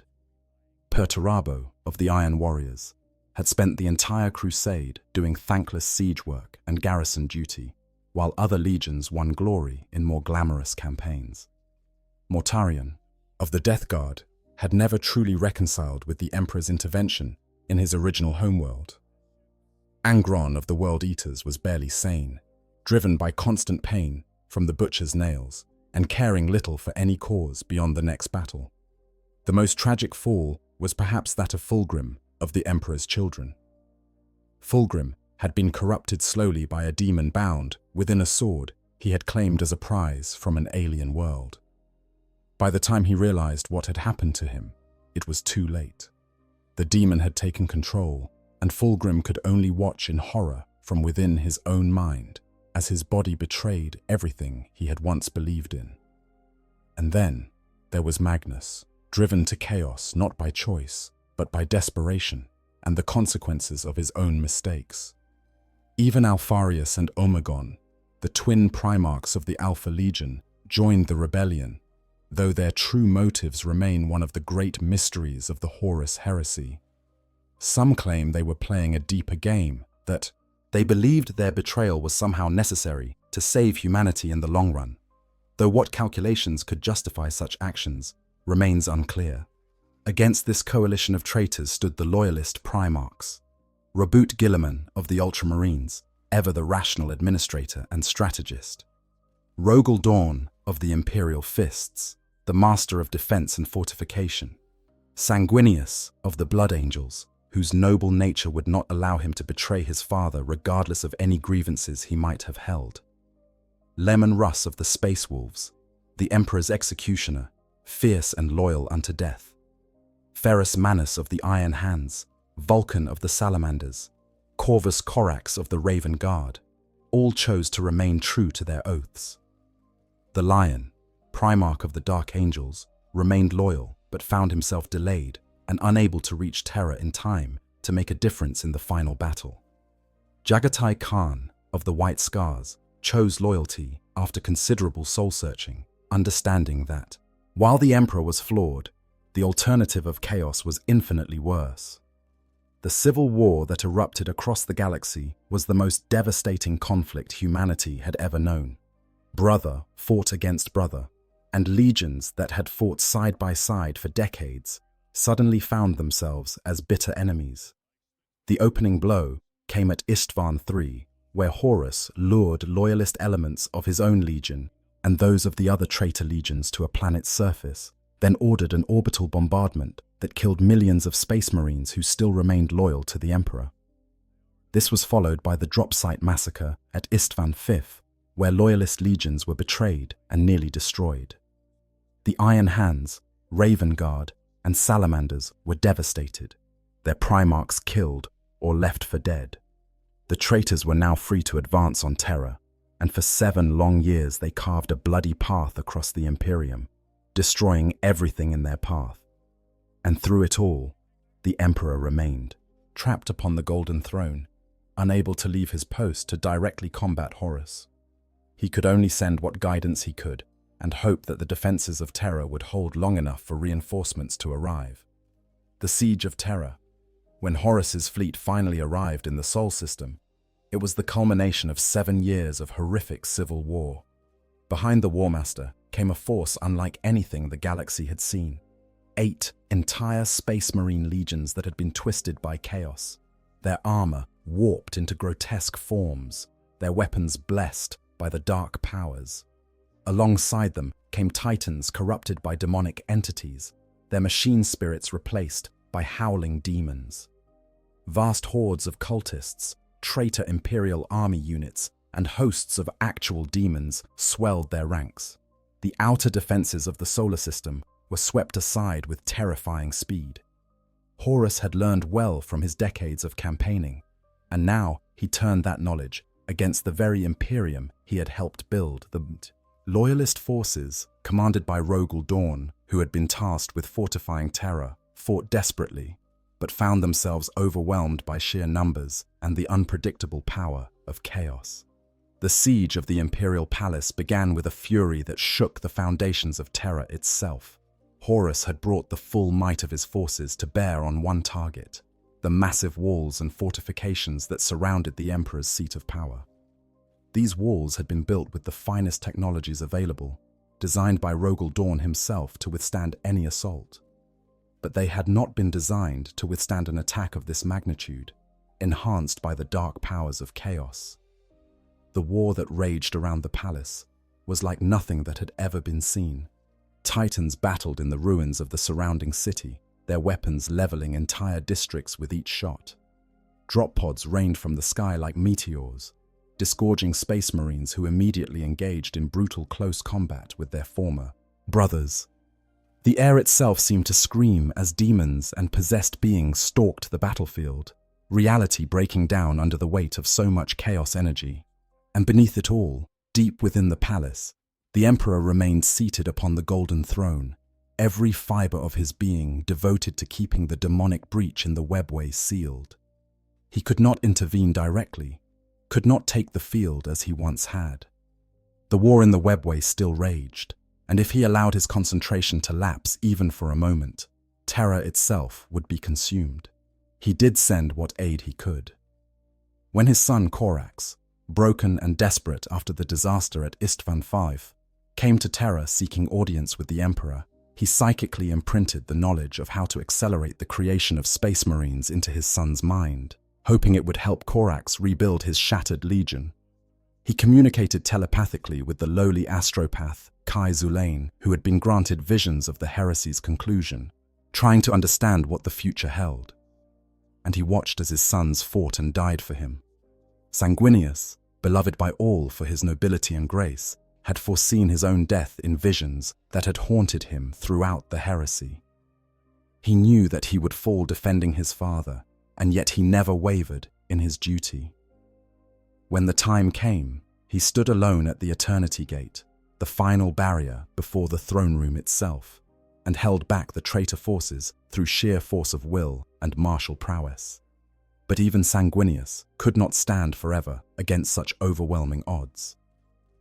When Horus himself finally approached the Eternity Gate, the angel-winged Primarch knew that his time had come. The battle between Horus and Sanguinius was brief, but apocalyptic in its intensity. 2 demigods wielding power that could reshape reality itself. In the end, Horus, fully empowered by all 4 Chaos gods, proved too strong. Sanguinius fell, his wings broken, his body shattered, and the Eternity Gate was breached. With the final defense broken, Horus advanced to the inner sanctum where the Emperor maintained his vigil upon the Golden Throne. But something strange happened at that moment. Horus, on the very edge of victory, suddenly lowered the void shields on his flagship, the Vengeful Spirit, which was in orbit above the palace. It was an invitation, a challenge, a demand for single combat between father and son. The Emperor faced an impossible choice. He could remain on the throne, maintaining the wards that kept the demonic breach contained, and hope that Rogel Dawn and the remaining loyalists could somehow hold long enough for reinforcements to arrive. or he could briefly leave the throne, trusting in Malcador the Sigillite to take his place for a short time and confront Horus directly. He chose confrontation. Malcador, the Emperor's oldest and most trusted friend, took the Emperor's place upon the Golden Throne, knowing full well that it would kill him. Malcador was the second most powerful human psycho in existence, but even he lacked the strength to maintain the throne's functions for long.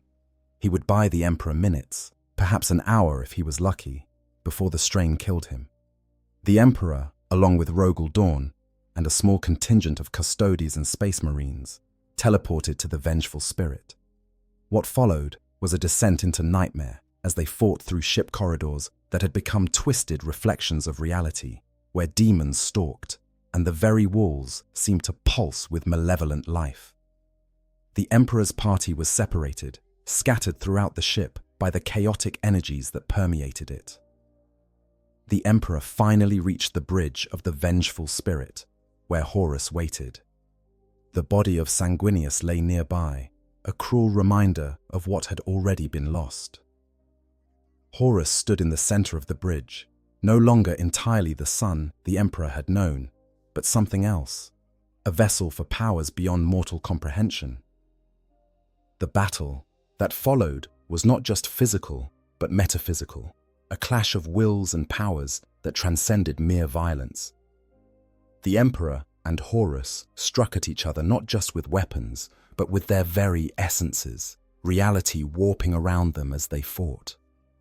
The Emperor held back, even in the midst of this apocalyptic duel, because despite everything, despite the betrayal and the death and the devastation, he could not bring himself to destroy his son completely. Some part of him still hoped that Horus could be redeemed, that the son he had loved was still in there somewhere. It was this hesitation that proved nearly fatal. Horus, empowered by the Chaos Gods and with no such restraints, struck the Emperor with a blow that nearly destroyed him. The Emperor's armor was shattered, his body broken, his very soul wounded in ways that would never fully heal. In that moment of defeat, as the Emperor lay broken on the deck, he finally understood the terrible truth. His son was gone, truly gone, corrupted beyond any hope of redemption. In different accounts of what happened next, there are slight variations, but the core truth remains the same. A lone space marine, either a custodian or a simple soldier depending on the telling, rushed to the Emperor's aid and was casually obliterated by Horus, his soul utterly destroyed. Seeing this act of casual cruelty, this demonstration of how completely Horus had been consumed by chaos, something inside the Emperor broke and hardened simultaneously. He rose, despite his wounds, despite the impossibility of what he was about to do, and he struck, not with a weapon, not with a physical blow, but with the full force of his psychic might, unleashed without restraint or mercy. The Emperor reached into the very essence of Horus's being and burned it away, every trace of his son's soul destroyed so completely that not even the Chaos Gods could preserve it. The body of Horus Lupercal crumpled to the deck, empty and lifeless. The rebellion ended in an instant, but the cost of this victory was almost too much to bear. The Emperor, grievously wounded and barely clinging to life, was found by Rogel Dawn, who had finally fought his way to the bridge. The Primarch wept to see his father so diminished, but the Emperor had no time for grief. He whispered instructions to Dawn, telling him what must be done. The Emperor had to be taken to the Golden Throne immediately. Only its life support functions could preserve what remained of his life, and only his continued existence could maintain the Astronomicon and hold back the demonic breach in the webway. On the bridge of the vengeful spirit, Malcador, the Sigillite's body, turned to ash, consumed entirely by the strain of maintaining the Golden Throne in the Emperor's absence. When the Emperor was finally installed upon the throne once more, his body wrapped in life support systems and his consciousness spread across the galaxy, he knew that his dream of a unified, enlightened humanity was over. The Imperium would endure, but it would endure without his direct guidance, shaped by the fear and dogma of those who came after rather than by reason and enlightenment. The Horus heresy was over, but the war for humanity's soul had only just begun. 10,000 years of vigil. For 10,000 years, the Emperor has sat upon the golden throne, his body a barely living husk, sustained by arcane technologies that even the Mechanicum can no longer fully understand. The injuries he sustained in his battle with Horus were so severe that they would have killed any other being instantly, and even his perpetual nature was not enough to allow him to heal naturally. The Golden Throne's life support systems keep him locked in a state between life and death, neither truly one nor the other. Every day, 1,000 psychers are brought before the Golden Throne.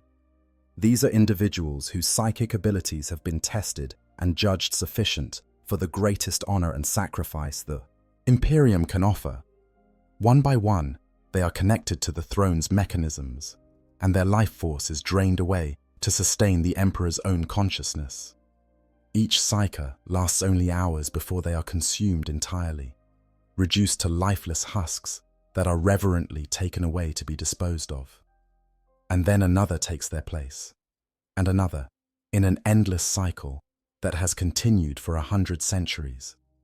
The cost in human lives is staggering, beyond comprehension. In the 10,000 years since the Emperor was interred upon the Golden Throne, trillions upon trillions of psychers have given their lives to sustain him. Entire worlds exist for no other purpose than to test children for psychic ability and send those who possess it to terror for their final sacrifice. It is the greatest act of devotion in human history, and yet it is also perhaps the most terrible, a reminder of the price that humanity must pay for its continued existence. But this sacrifice is necessary because the Emperor's role has not ended with his physical incapacitation. If anything, his duties have only multiplied.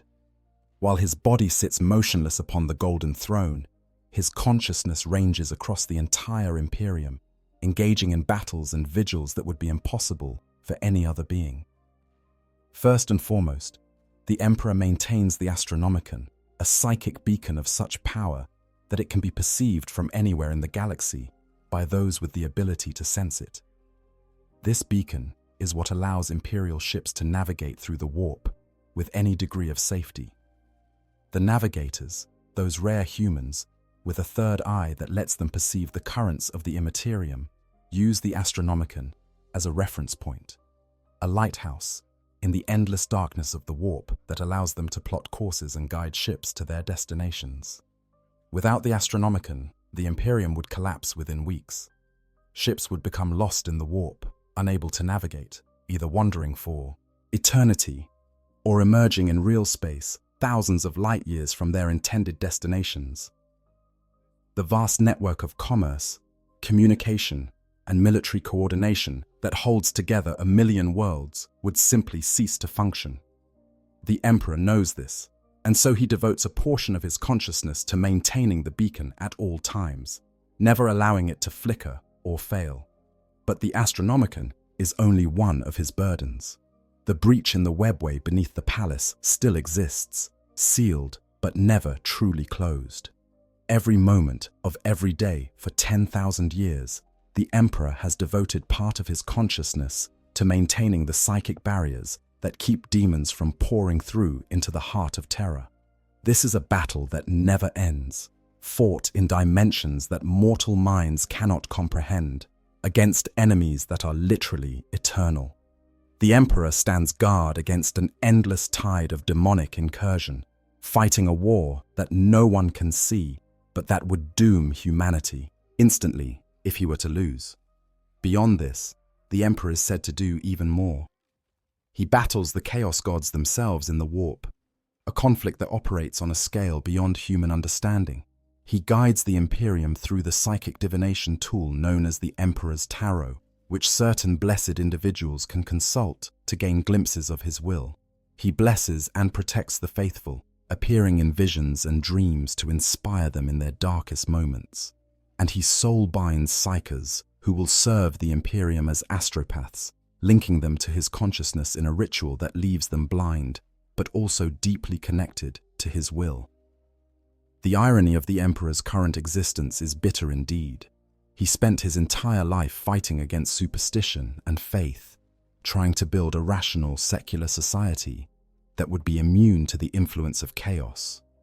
He explicitly forbade worship of himself, declaring that he was merely a man, albeit an exceptional one, and that there were no gods deserving of devotion. Yet in his absence, denied his direct guidance, the Imperium transformed itself into the very thing he had sought to prevent. Within decades of the Horus heresy, the imperial cult began to spread across the Imperium, teaching that the Emperor was not merely a man, but the one true God, the creator and protector of all humanity. The ecclesiarchy rose to power, establishing temples and cathedrals on every world, demanding that all humans worship the Emperor and tithe to his church. When Robuta Guilliman was resurrected in the 41st millennium and finally stood before the Golden Throne to commune with his father, he was shaken by what he found. The Emperor that Guilliman had known, while always somewhat cold and distant, had possessed at least some semblance of humanity, some capacity for warmth and affection, even if it was limited. The being that spoke to Guilliman from the Golden Throne was something else entirely, something that had been stripped of almost all human emotion by 10,000 years of constant agony and psychic warfare.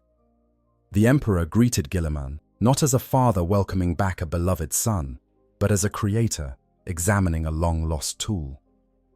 There was interest, perhaps even a kind of satisfaction, at seeing Guilliman return, but no love, no warmth, no humanity. Guilliman came away from that encounter deeply disturbed, wondering if the Emperor had ever truly cared for his sons, or if they had always been nothing more than weapons he had created for his own purposes. Yet despite this cold inhumanity, or perhaps because of it, the Emperor continues to protect the Imperium with single-minded determination.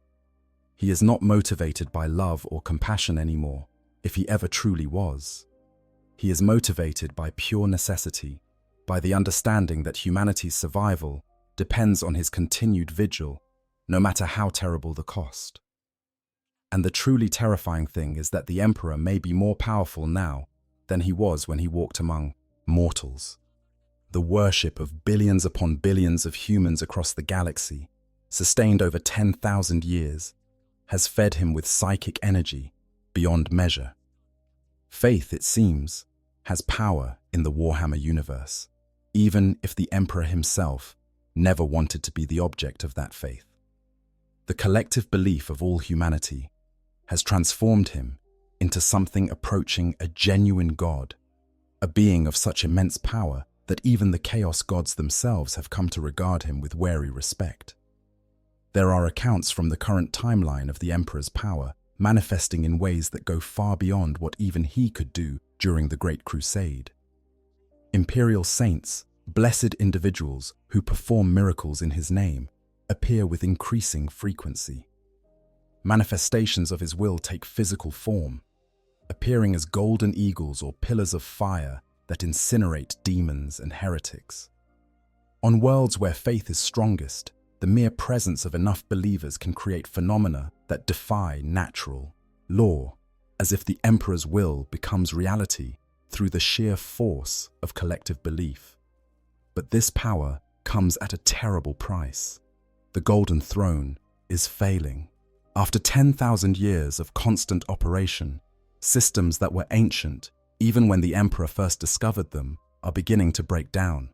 The tech priests who maintain the device report malfunctions with increasing frequency, problems that they no longer have the knowledge or capability to fix.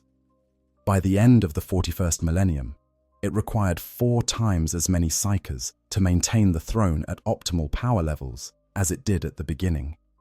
And in the last years before the current crisis, failures in the throne's mechanisms were detected that were described as being far beyond the tech priest's ability to repair.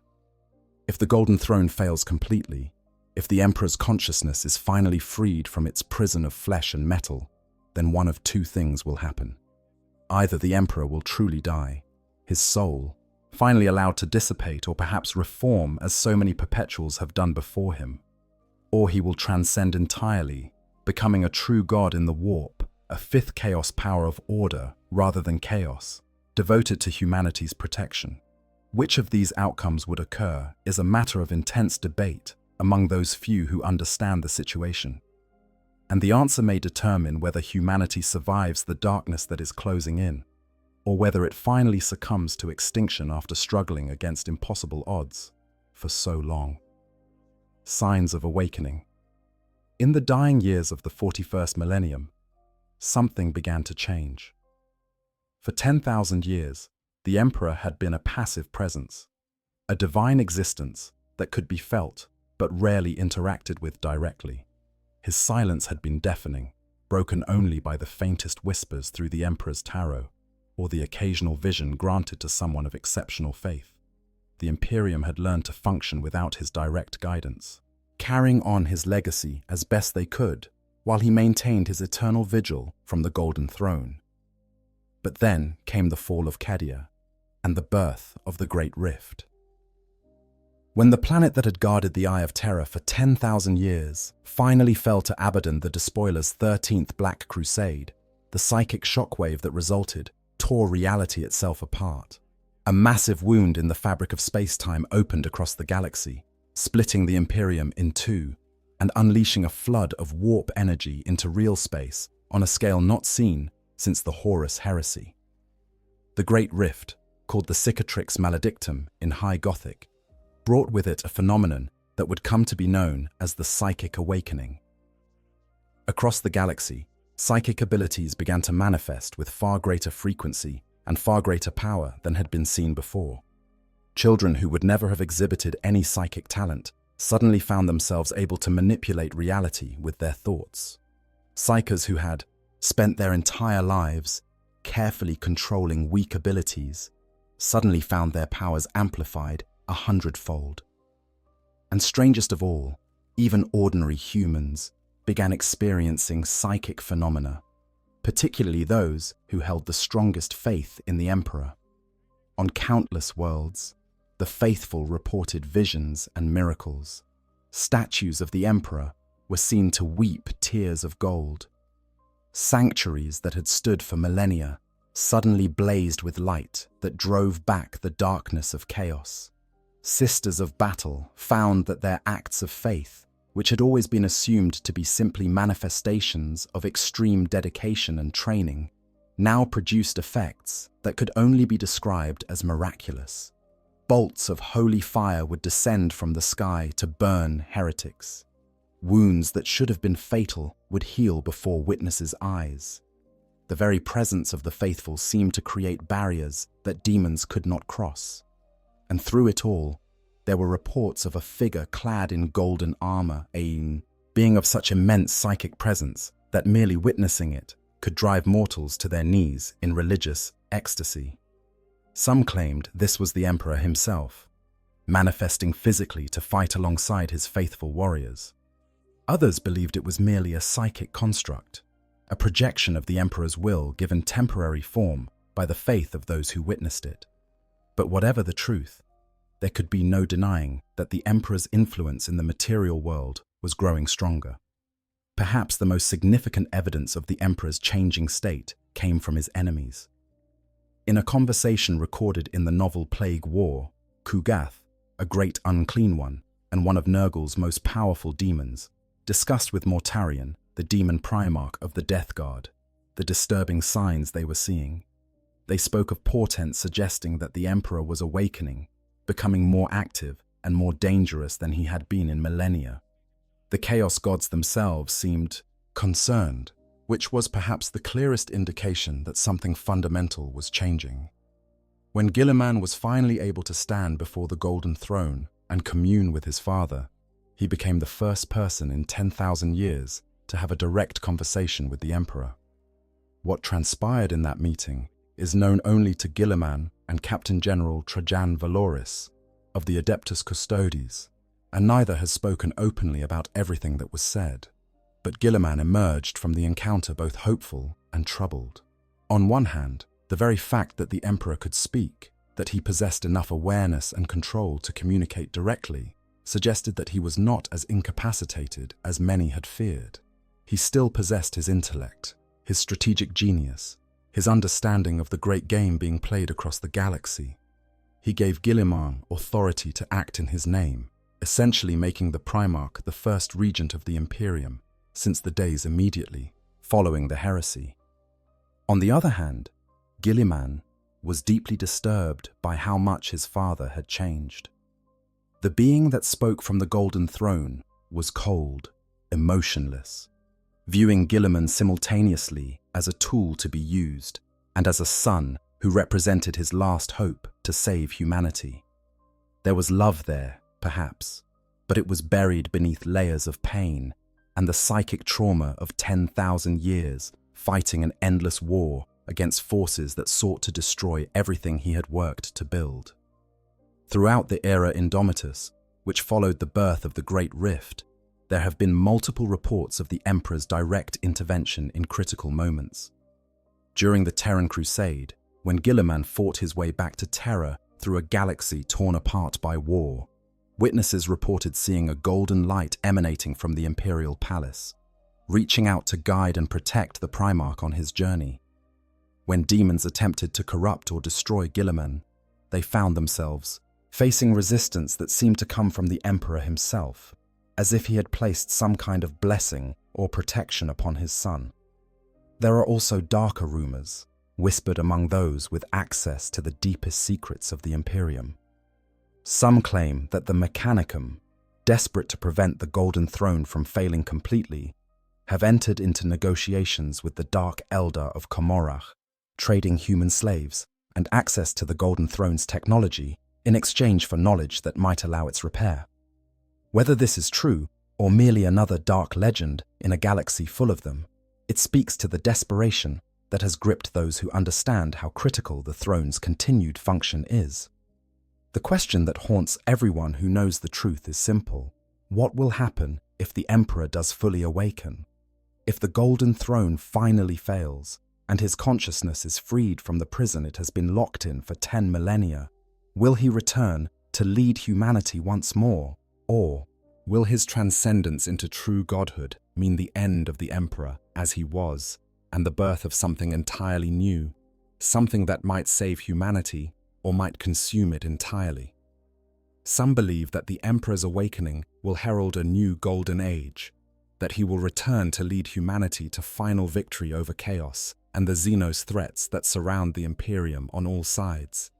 They point to the prophecies and visions that speak of a king returning in humanity's darkest hour, of a golden light that will drive back the darkness and restore order to a galaxy teetering on the edge of oblivion. Others are more cautious, noting that the being sitting upon the Golden Throne now bears little resemblance to the Emperor who walked among mortals during the Great Crusade. They fear that what would emerge from the throne's failure might be something so far beyond humanity that it would be incomprehensible to those it was meant to protect. A god that viewed mortals with the same distant interest that a human might view bacteria in a petri dish. And there are those who believe that the Emperor's awakening is exactly what the Chaos Gods have been waiting for, that they have some plan in place to corrupt or destroy him at that moment of vulnerability when his consciousness transitions from one state to another. If they could destroy the Emperor completely or turn him to their service, then all of humanity would be lost in an instant, the Imperium collapsing into anarchy and madness. What seems certain is that the current situation cannot continue indefinitely. The Golden Throne is failing, the galaxy is being torn apart by war and psychic upheaval, and humanity stands at a crossroads between transcendence and extinction. Whether the Emperor awakens through the failure of the throne, or through some more controlled process that Guilliman and Archmagos Belisarius Cawl are rumoured to be researching, change is coming. The Emperor of Mankind has been many things across his 40,000-year existence. A child born from the sacrifice of thousands of shamans, a hidden guardian guiding humanity from the shadows, a warlord who united terror through force of arms, a general who conquered the galaxy in a 200-year crusade, a father who created demigod sons to carry on his legacy, and a wounded god slowly dying on a throne of gold while fighting an eternal war against forces that seek to destroy everything he worked to build. What he will become next remains the greatest mystery in a galaxy full of mysteries, and upon the answer to that question may rest the fate of every human being in existence. If you enjoyed this deep dive into the complete history of the Emperor of Mankind, please consider liking this video and subscribing to the channel for more Warhammer 40K lore content. The Emperor's story is the foundation upon which the entire setting is built, a tale of ambition, sacrifice, and the terrible price that must be paid to protect humanity from the darkness that surrounds it. Thank you for watching, and remember, the Emperor protects. I hope you guys enjoyed the story. Make sure to hit the subscribe, like, share button, whatever you want. Give me some feedback if there's any. And yeah, sleep well.